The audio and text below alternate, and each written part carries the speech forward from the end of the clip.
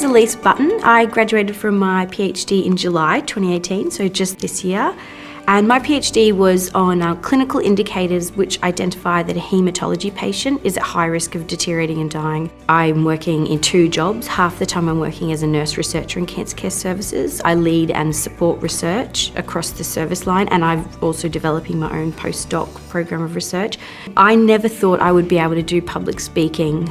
And throughout my PhD, taking every single opportunity to 3-minute thesis, confirmation, final seminar, conferences, international, local, to just push through that genuine fear. And now I feel like I'm still nervous, but I'm a confident public speaker, which is such a valuable skill to have for a career. I realise you have to get the message out there, so there's no way you can do research and not be able to do public speaking. So I think taking every opportunity in my PhD to refine those skills, and now going into a new job, yep, I can do public speaking, not an issue. The defining moment for me when I knew I needed to do a PhD was after a long night duty with a patient who was suffering.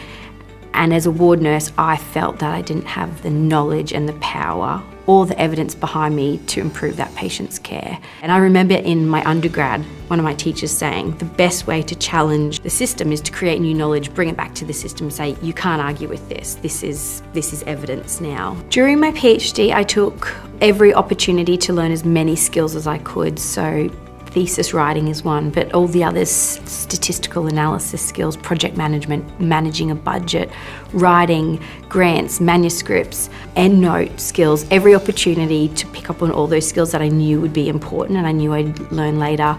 Attention to detail and quality work. Those were the 2 things that my supervisors really ingrained in me. When I was developing my strategy for how to be employable after my PhD, I didn't know exactly what job I wanted to do. I knew I wanted to be able to keep doing research or do project work that kept improving practice and created new knowledge. To know what courses to do during my PhD that would be really helpful, I spoke to a lot of people, and if they said that's a really good course, you'll use that, I did it. So I did the EndNote course, I did the research methods group classes, any class at the library that I might be using like statistical analysis software, I'd do that. The OSHI courses. My strategy for preparing myself for employment and also life after my PhD, I'm a very strategic person, so I essentially made a list of skills that I wanted to have when I came out of my PhD that I knew were important for the career path that I wanted to take, but also if I wanted to get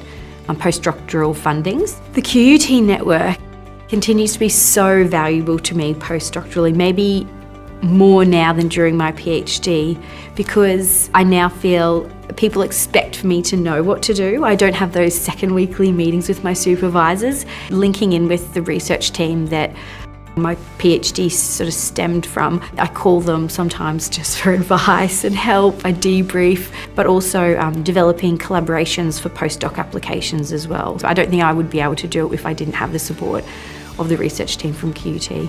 If I could give any advice to a newly graduated PhD student, it would be to look outside the box when you're looking at advertised jobs. Dream really big and do something as a first job that scares you, that you don't know how to do, but you know you can figure out how to do it.